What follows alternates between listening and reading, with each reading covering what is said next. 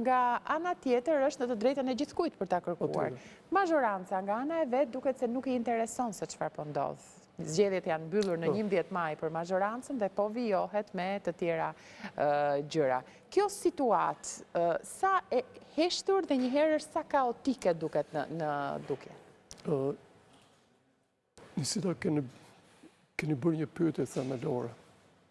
Ky është shqetësimi më I madh për publikun. Është e drejtë ajo që thoni që opozita është ndërmjet arsyes për të ripërsëritur zgjedhjet, që në mendimin tim është një mundim I kotë, një sakrificë e madhe e tyre, me përçarjen e madhe, sidomos me ato që kemi parë, dhe dyta me procesin e rinumërimit, që në mendimin tim është I drejtë. Është I drejtë sepse një pjesë e individëve që e kanë kërkuar, vërtet janë të prekur, pa çka se deri tani nuk ka rezultuar ndryshime të mëdha. Ajo që është shqetësuese realisht për pjesën e demokracisë shqiptare, është pjesa e fjetjes, që do të thotë sisteme të tilla që zakonisht po zënë vend në Europën e lindjes dhe sidomos në Ballkan, kanë predispozitën më të madhe për ta neglizhuar opozitën. Dhe kjo ka arritur në një moment të tillë në këtë kohë, kur maggioranca pothuajse nuk e përfill fare opozitën. Është e pamundur të drejtosh nëse ti nuk ke pushtet kontrollues ose balancën ta kesh nëpërmjet opozitës tënde. Dhe nëpërmjet strukturave të tjera që për hir të vërtetës kanë lënë shumë për dëshiruar. Pse? Pushteti legjislativ nuk e kontrollon fare ekzekutivi. Ju e keni parë zoti Rama nuk e përfill fare. Institucione të ndryshme pothuajse nuk përfillen fare nga ekzekutivi. Ju e keni parë që një pjesë e institucioneve I drejtohen vazhdimisht ekzekutivit dhe ekzekutivi pothuajse është gjithçka e shikon nga sipër. Dhe nga ana tjetër, që është më shqetësuese, narracioni që ka zgjedhur zoti Rama përballë maggiorancës është shumë shqetësues. Dhe kjo nuk e lë pa faje edhe opozitën.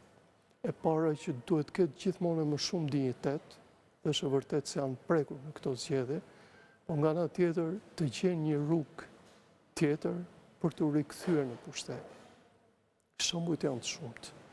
Po jep shembull Bullgaria, për 5 vjet kanë bërë 4 zgjedhje të përgjithshme.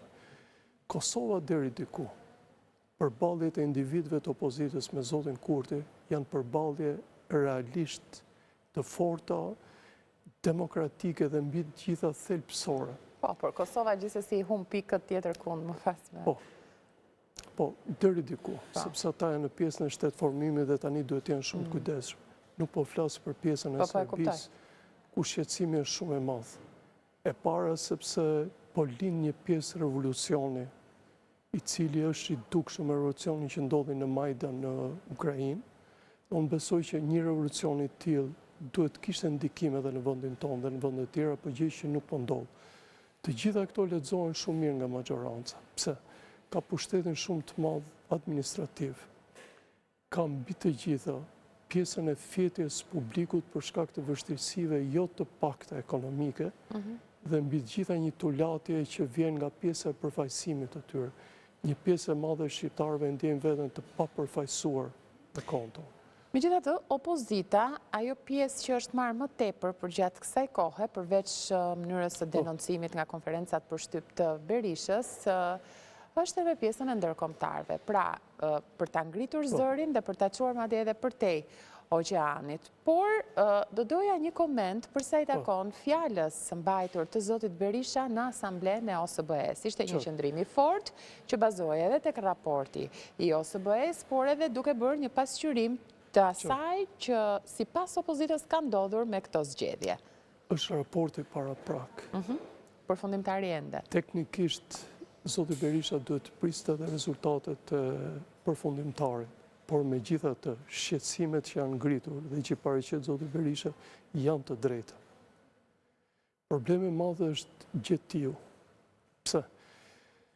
Zakonisht, ankimimet të tilla që bën çdo opozitë dhe që janë normale në demokraci, gjithmonë synojnë për të krijuar sa më shumë probleme ndaj maggiorancës, për të treguar situatën e vendit tonë.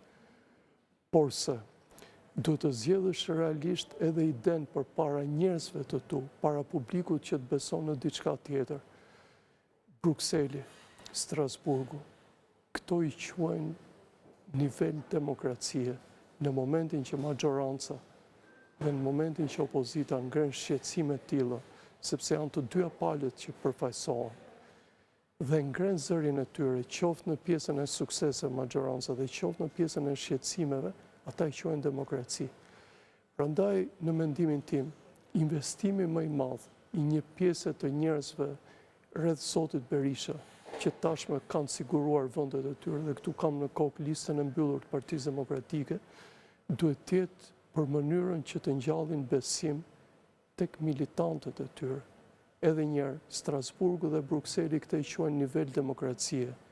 Në momentin që ti ke drejt të flasësh për vendin tënd, në momentin që ti mund të thuash gjithçka, kjo quhet demokraci për ta. Dhe ne duhet mësojmë gjithmonë më shumë me këtë nivel, pa çka se kostoja është për shqiptarin e thjesht. Prandaj po ju them që qoftë diplomacia ose qoftë për shembull debati që po bën zoti Rama këto kohë në mënyrë virtuale me zotin Farazh, është pjesë e sipërfaqes, jo pjesë e përmbajtjes, për cilën shqiptarët kërkojnë më shumë llogari nga politikanët e tyre. Dhe zoti Berisha duhet mendoj, sepse edhe 2 javë kemi jetë politike, mbas 2 javë shkurt mbaroi dhe rinumërimi i Durrësit. Ju e dini politikanët shkojnë me pushime. Po e qartë, fjeri po dhe disa janë edhe bashk me njëri tjetrin. Dhe pastaj gjendet argumenti se si do të vazhdojnë në shtator. Do të vijojë jeta parlamentare, do të vijojnë të një